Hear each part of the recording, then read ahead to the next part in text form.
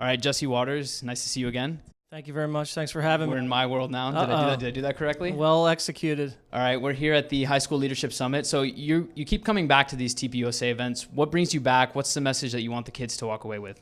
Well, Charlie Kirk, the leader of the organization, is a stand-up guy. I have a lot of respect for him. He started this from scratch and invited me out here a few times, and I love the energy of the crowd.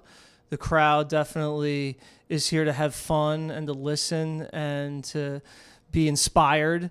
And I just like to come and talk to the students and inspire them and tell them how I started at Fox and how I got to where I am right now, and entertain them with a few stories and make them laugh, but also make them think. So some of them are high school seniors, some are college freshmen. What were you like in college? Were you politically active? Did you get politically active later? I was not politically active in college. I was socially active and didn't really become political until later in college. I think I had a little too much to drink and was watching C-SPAN and started thinking to myself, wait a second, maybe I'm a Republican. And I think I took it from there. And so your parents were liberal. What was that like coming out as a conservative to your parents? Was there a lot of... It wasn't like I came out of the closet. It was more I started making them listen to Limbaugh on family car trips. I love that. And it drove them crazy, but it made my dad drive faster. So, they're just happy I have a health insurance and everything's stable. So 2 more questions for you. What do you think is the biggest issue facing young millennials, young conservatives that they're going to have to face, when they enter the professional world? Besides student loans? I mean, I would think that, listen, I think being conservative prepares you well for the real world because you're not soft. You have low expectations about human behavior. You understand the value of hard work and diligence.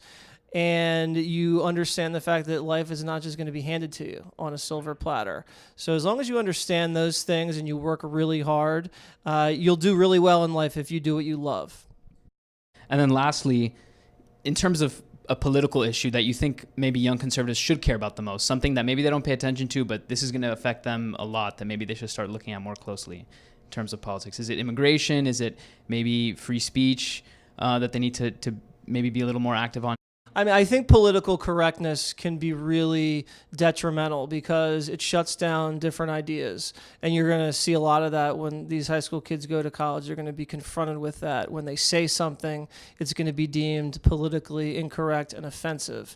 And I think that's wrong because I think every smart American can understand the difference between something that's just wrong and offensive and something that just someone has a different opinion. Right.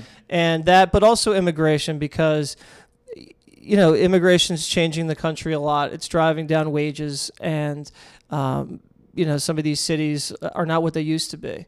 And for the Americans that live here and the American workers that want to get ahead and want to work hard and earn a living, the immigration situation can have a long-term effect on, I think, the viability of workers in this country. Those are ways that people don't often think about. So I'm glad you raised that point. Jesse Waters of the 5, Waters World, thanks for joining us. Thanks.